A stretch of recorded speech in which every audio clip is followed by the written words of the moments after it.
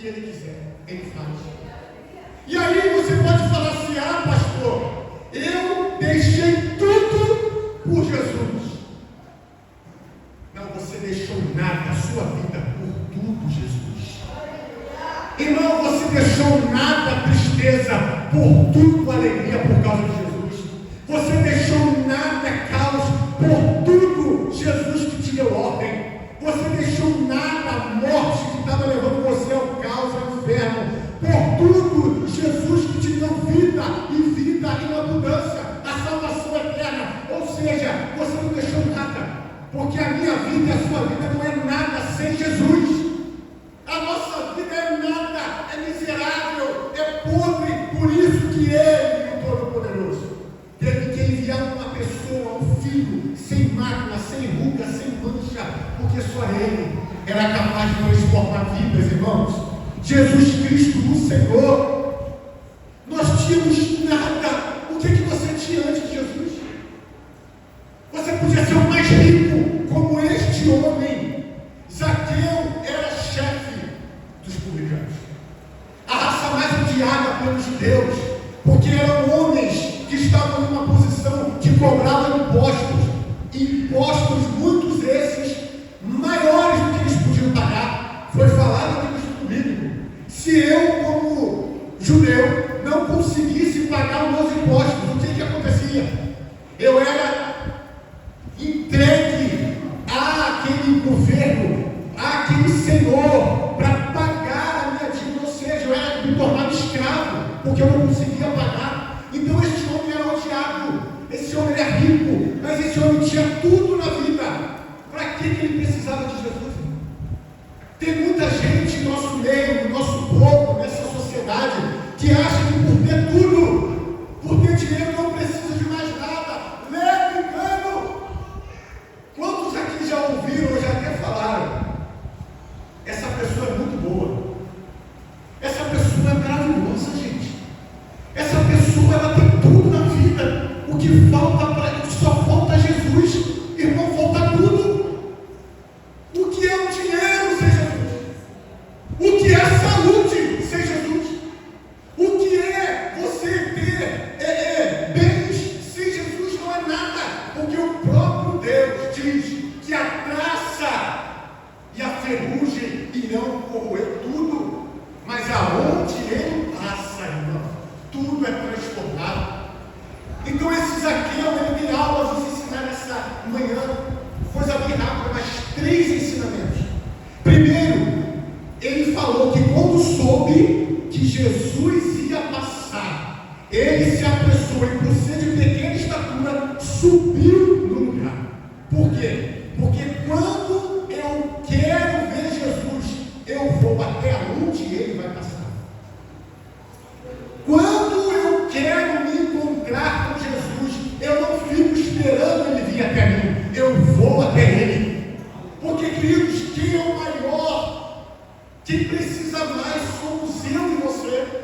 Zaqueu tinha tudo, materialmente falando, mas ele não tinha nada, espiritualmente falando. Ele faltava tudo na vida dele. Então, ao saber, ao olhar para as suas finanças, ele falou: ainda falta ele, falta a presença, falta o poder, falta a salvação, falta a paz, falta a alegria, falta a direção, falta tudo. Então ele foi até Jesus, e após a ida de Jesus para o céu, irmãos, os discípulos passaram no mesmo lugar que Jesus passava. Escute, Jesus andava pelos templos pregando e ensinando, e os discípulos estavam lá no templo aprendendo e ensinando. Jesus passou nas casas. Nós iremos começar aqui os trabalhos nas células, nas casas. Jesus passou pelas casas, então os discípulos passavam pelas casas. Jesus passou pelas ruas. Jesus não ficava parado em casa, ele passava pelas ruas pregando o Evangelho. Por isso que aqui no Mesa você tem Jesus nas ruas. Aqui no Mesa você tem Jesus na emergência. Aqui no Mesa você vai ter Jesus nas casas. Mas também Jesus passava e tinha tempo com o Pai. Ele passava no quarto. Ele passava na Bíblia. Aonde Jesus está, meu irmão? No teu quarto. Aonde você quer encontrar Jesus para mudar algo dentro de você? No teu quarto. Aonde você quer encontrar Jesus para mudar algo dentro de você, libertar na palavra de Deus? É lá que você encontrará a razão, o significado da vida, como Zaqueu encontrou. Mas hoje, irmãos, nós vamos para tudo quanto é lugar. Nós vamos para o YouTube. Nós vamos para o livro de autoajuda. Nós vamos para o psicólogo, nada contra o psicólogo. Nós vamos para o médico, nada contra o médico. Mas deixamos de ir para quem de direito, Jesus Cristo, o Senhor. Aonde nós ganhamos e somos vitoriosos contra a doença, no quarto, no joelho. Aonde eu encontro palavras de vida eterna que trazem paz? Na palavra dele. É nele em primeiro lugar. Aquele homem tinha tudo, mas ele precisava de algo que tivesse sentido a vida. Irmãos, olhando para o mundo, um mundo sem sentido é normal, porque o mundo é vazio, o mundo é um caos, o mundo traz desespero. Mas olhando para o cristão e olhar para o cristão e ver que ele não tem sentido de vida, ele não sonha mais, ele não tem perspectiva de vida, isso é preocupante, porque nós que carregamos a presença, nós deveríamos ter a resposta para tudo na palavra dele, e nós temos. Então Zaqueu olhou para ele e foi até ele.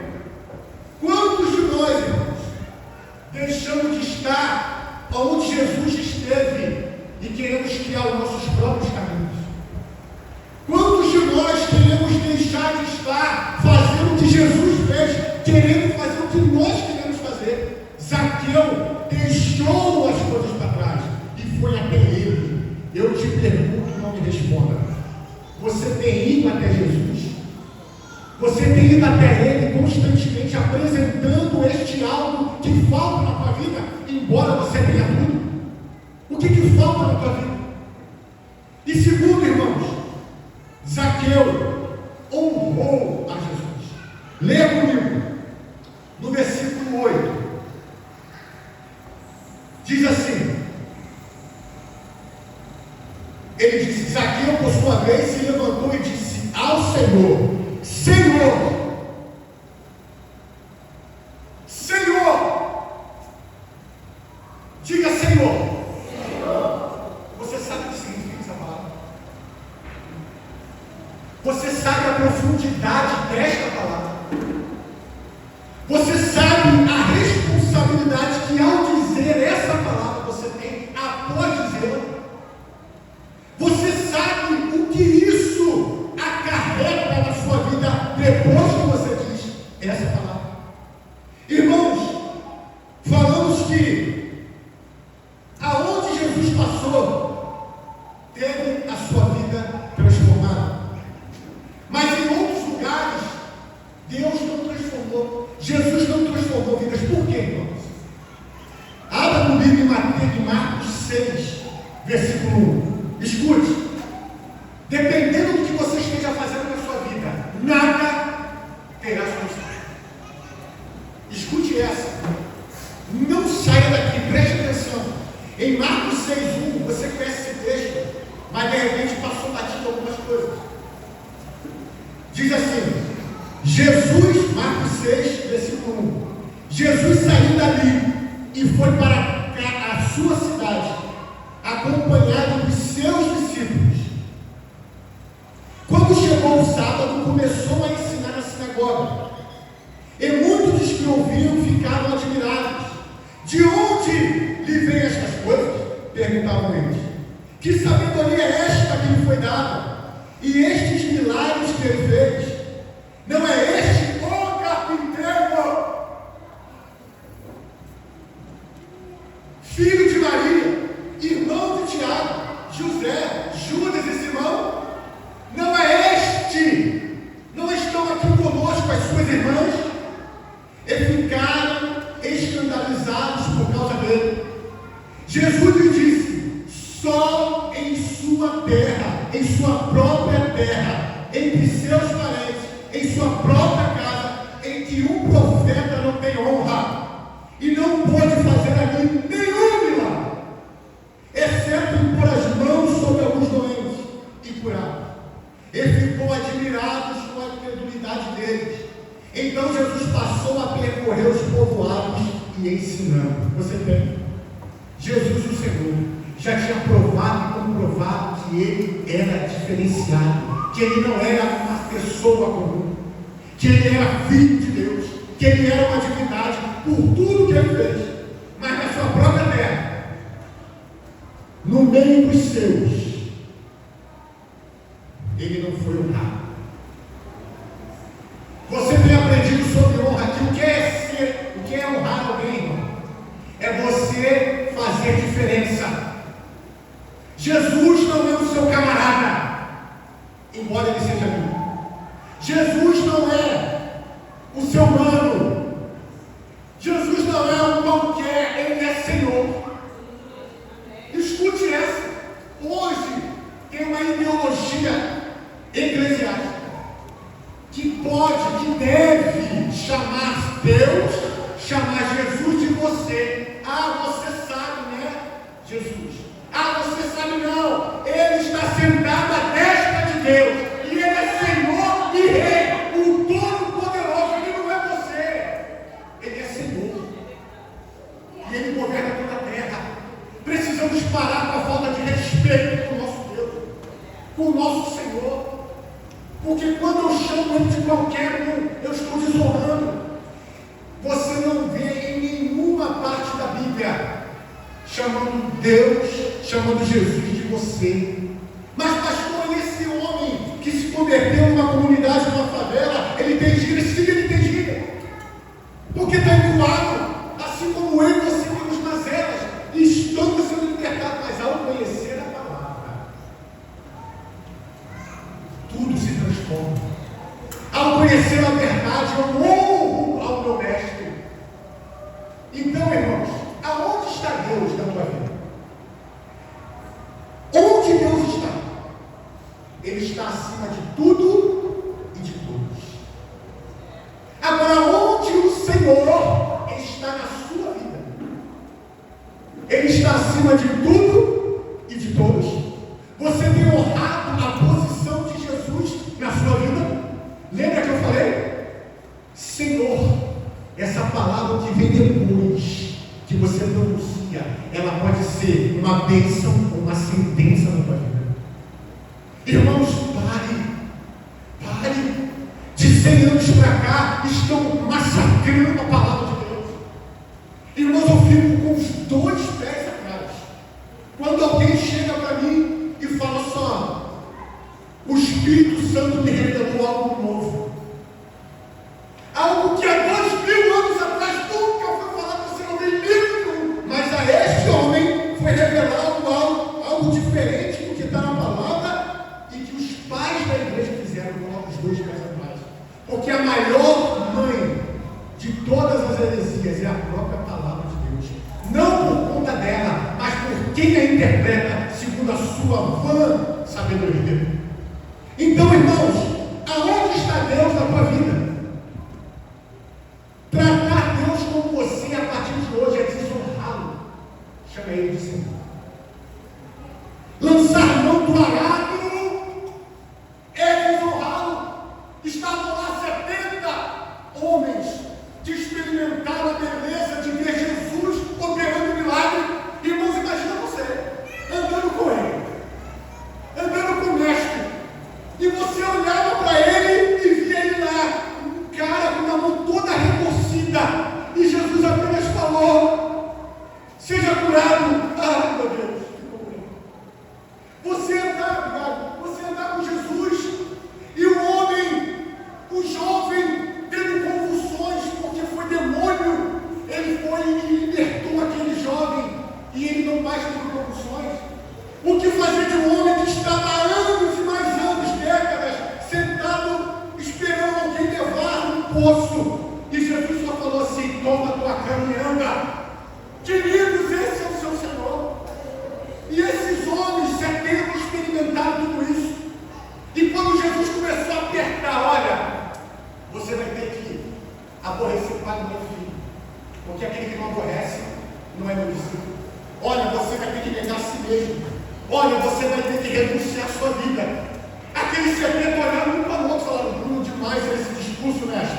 E foram sair um por um. Eles voltaram atrás. Eles lançaram a mão para o arado. Eles desonraram o mestre. E ao ouvir isso, Jesus chega para Pedro, que era o líder, e fala: e vocês? Não querem ir embora também? Aí Pedro fala: para quem nós iremos? Se só tu tens as palavras de vida eterna. Irmão, por mais que você tenha algo, por mais que você seja alguém, você não é nada sem ele. Enterrar o dom que Deus te deu é desonrá-lo. Porque se ele olhou para você e falou assim: toma aqui que eu quero que você seja o meu instrumento, e você por tudo quanto é mais coisas, você volta atrás.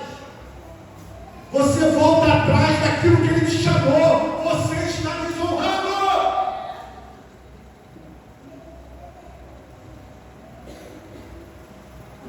Colocar as coisas e pessoas acima de Deus é desonrá-lo. A Bíblia diz, como eu acabei de citar: aquele que não aborrecer pai e mãe, filho e filha, esposa e esposo, ou até mesmo a própria vida, não é digno de ser meu discípulo. Aonde nós temos desonrado o Pai naquilo que Ele confiou a nós? Aonde, irmãos? Então aquele homem chamado Zaqueu olhou e falou: Senhor! Irmão, Jesus não tem pena. Deixa eu falar uma coisa. Jesus não tem pena de mim. Preste atenção às crianças e adolescentes. Jesus não tem pena de mim. Jesus não tem pena de você. Jesus não tem pena de nós. Escute. Jesus tem compaixão. Só que é pior. Quem sabe o que é compaixão? Fala aí, gente. Compaixão é quando eu me coloco no lugar do outro. Jesus falou assim: e se movendo por íntima compaixão, curou aquela pessoa. É quando eu me coloco no lugar daquela pessoa. Então Jesus não tem pena. Porque quem tem pena não sabe o que o outro está passando. Mas quem tem compaixão sabe. Porque quem tem compaixão sabe da dor. Quem tem compaixão come 1 quilo de sal com aquela pessoa. Você sabe que 1 quilo de sal não se come de uma vez, né? Você não fica cozinheiro, você não é cozinheira. Se come gradativamente, ou seja, come junto, conhece junto. Jesus, quando senta onde você está, Jesus, quando entra na sua vida, Ele sabe que se você abandonou o barco, que se você deixou aquilo que Ele te chamou, se aquilo que está te dando dor é realmente o que é. Ele sabe se você está com dor de cabeça, é realmente te impede de você estar fazendo a obra dele. Ele sabe exatamente aonde você está cansado demais para fazer a obra dele. Ele sabe exatamente: não, eu não tive tempo de ir até a casa daquele irmão, eu não tive tempo de fazer a tua obra na igreja. Ele sabe exatamente, irmão. Porque quem tem pena não sabe, mas quem tem compaixão sabe. Quem tem compaixão se senta no lugar daquele outro, irmãos. Então, quando eu tenho essa presença, Ele sabe de fato quem eu sou. Irmãos, quando o Senhor tem compaixão de nós, as desculpas acabam, a não ser que sejam todas plausíveis. Irmãos, entenda, você me conhece. Eu não estou jogando piada para ninguém. Porque quando eu tenho que falar com qualquer pessoa, eu estou dando algo que Jesus me relatou. A desonra é um dos maiores males que o povo cristão, porque quem não conhece não sabe, que o povo cristão está cometendo. Quantos aqui não levantam a mão para você não ser envergonhado? Mas quantos aqui estão lendo o livro que eu coloquei lá no grupo? A recompensa da honra.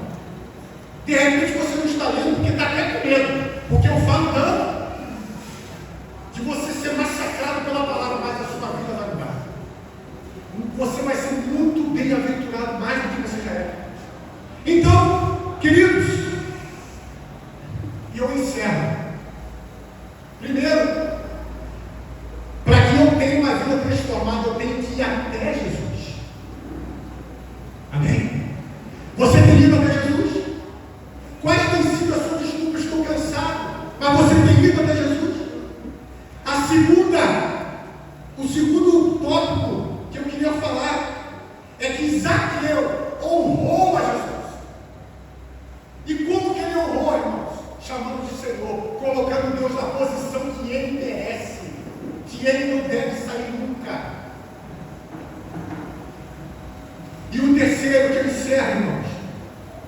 é que para eu ter uma vida transformada, eu preciso restituir tudo aquilo que eu peguei.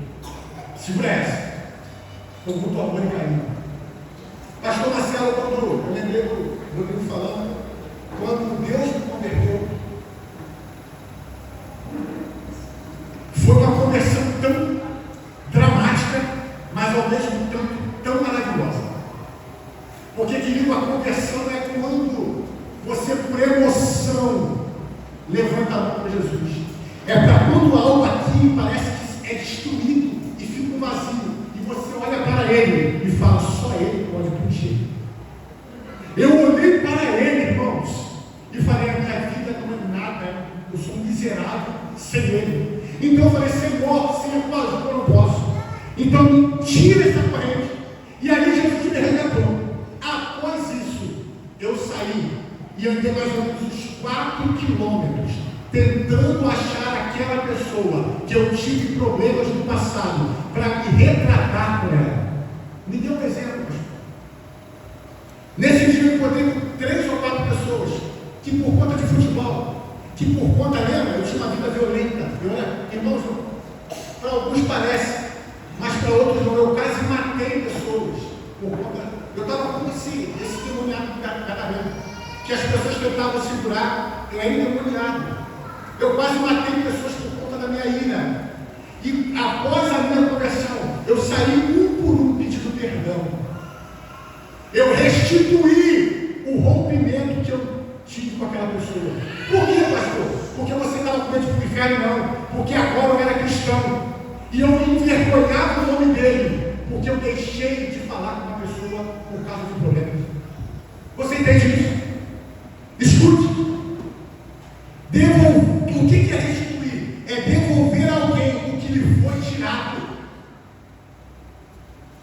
Se você pegou algo com alguém e não devolveu, faça isso ainda hoje. Aí vamos lá, vamos piorar. Mas existe algo mais importante que tudo que você pode ter tirado dessa pessoa: o acesso à presença de Deus. Escute. A maioria aqui é cristão. Antes de Cristo, você não era culpado porque você era ignorante. Mas após Cristo, eu não estou falando de batizado 10 anos de igreja, não. Você entregou a sua vida a Jesus, está me ouvindo agora. Pessoas têm, o nome de Jesus tem sido envergonhado porque você deixou de falar, porque você deixou de cumprir aquilo que a pessoa espera de você. E eu não estou falando materialmente falando, eu estou falando da presença. Irmãos, tem pessoas que se engalfinham um com o outro, principalmente aqueles que são do mundo, por conta de senso de justiça própria, mas tem envergonhado o nome de Jesus por causa disso.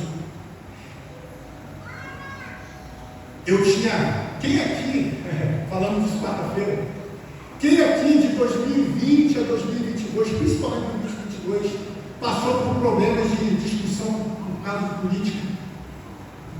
Todo mundo, irmão, eu passei. E por conta disso, eu tive um rompimento com as minhas 2 primas, por causa de política. Só que o que estava acontecendo? Eu já era pastor. E aí, essas minhas 2 primas que me ajudaram a criar, eu tive um rompimento com ela. Um dia o Senhor falou comigo, não dessa forma que eu vou falar. Elas olham para você e não vê mais o Marcelo, não vê mais o primo que ajudou a criar, não vê mais o primo gordinho, não. Elas veem o pastor, o embaixador de Cristo.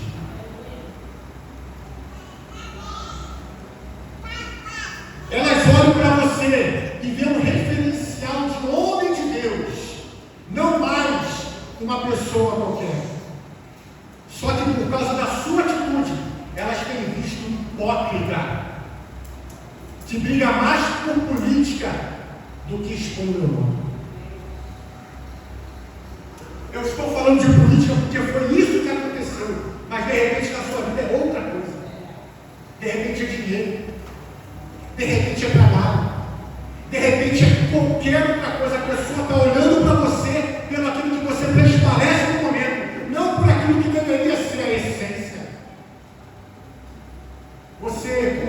coisa e fura. Você marca o horário e não vai. Você pega emprestado e não devolve. Você briga por qualquer coisa e nada tira o teu sono, você dorme. E você nem para pensar que quando você dá a oferta, aquela pessoa tem algo contra você. Porque importa é o que está aqui. Zaqueu não. Zaqueu, quando foi até Jesus, quando reconheceu ele como Senhor, ele falou: hoje mesmo eu preciso entrar na tua casa. E quando ele entrou, antes de Jesus falar nada, ele falou: mestre, por favor, Senhor, hoje, eu estou dando metade dos meus bens, do meu dinheiro, para os pobres. E se alguém eu extorquir, alguém eu corrompi, eu devolverei 4 vezes mais. Irmão, deixa eu te falar uma coisa. Você acha que Jesus estava preocupado com o dinheiro de Zaqueu? Abel ofertou, dizimou algo para Deus. Ei, Deus, eu me agrado da oferta de Abel ou de Abel? Eu me agrado de Abel, é sua oferta. Mas da oferta de Caim, ele falou o quê? Eu me desagrado de Caim e de sua oferta. Quando o Zaqueu chegou, falou a metade, e 4 vezes mais, porque com certeza ele roubou pessoas. Então, praticamente ali, irmãos, Zaqueu, não vou falar que ficou pobre, mas ficou aí, ó. Aí Jesus falou assim: hoje chegou salvação na sua casa. Hoje, porque algo aqui dentro virou, algo aqui dentro mudou, Raquel. Algo aqui dentro foi convertido, algo aqui dentro foi transformado, algo aqui dentro foi mudado de uma tal forma que ele não pensou em tudo que ele tinha, ele pensou em quem estava diante dele. Irmãos, quando eu estou diante do Senhor, algo muda, algo acontece, algo é transformado. É impossível eu ir até Jesus e eu estar da mesma forma que há 1, 2, 3, 4, 10, 20, 30 anos atrás. Que Deus é esse que não muda a circunstância? Que Deus é esse que não muda a realidade? Que Deus é esse que não mexe com a minha estrutura? Que Deus é esse que não me confronta diante do meu pecado? Que Deus é esse que quando eu peco eu não me constranjo diante dele? Que Deus é esse que ao ver a luz e do inferno eu tenho a minha vida e ele que se dane? Que Deus é esse que eu digo que sirvo? Por isso que eu falei, irmãos, o que vem depois da palavra Senhor pode ser uma bênção ou uma sentença. Ai, com a mãe de irmão que eu falo isso, irmãos. O que eu estou fazendo depois? É impossível eu ir no ter Deus com o meu Senhor e ficar jogando pilhada em status, irmãos. Me ajuda. É impossível. E eu não vou mais do que morrer. É impossível eu estar sentado à mesa com alguém e falar mal de outro alguém. Jesus faz isso quando acontece. Ele se retira e vai embora.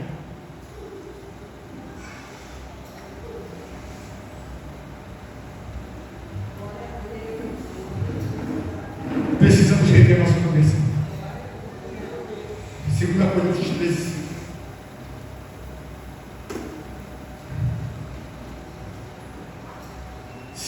Coríntios 13. Examinai-vos a vós mesmos se permanecer na fé. Provai-vos a vós mesmos. E no final do versículo diz: já não é que está condenado ou reprovado. Você se sente aprovado ou reprovado diante do Senhor?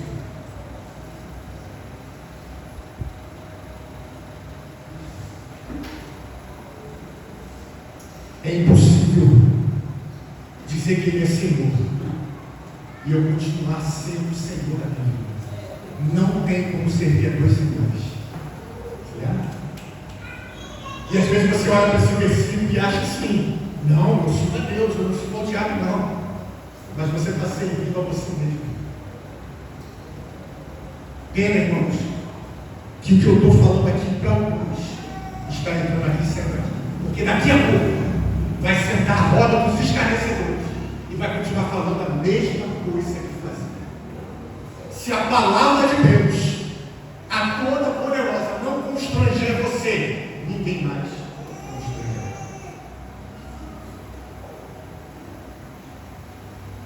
Por que Zaqueu teve a sua vida transformada em cena dele? Primeiro, ele foi até ele.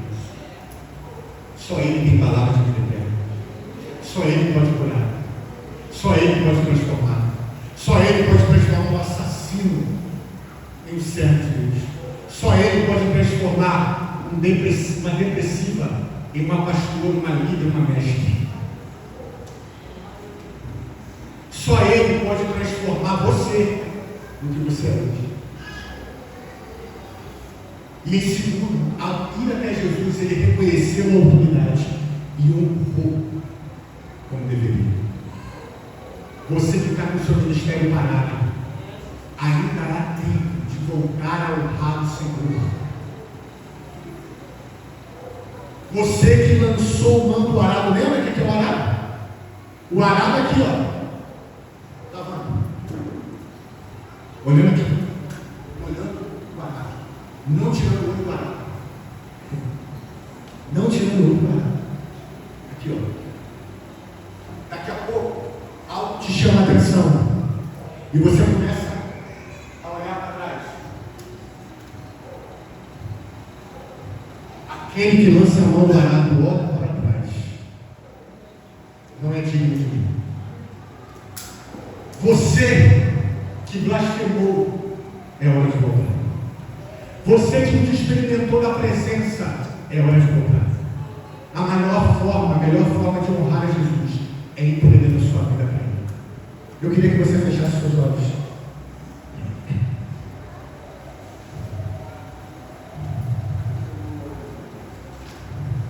Queridos, hoje Jesus não está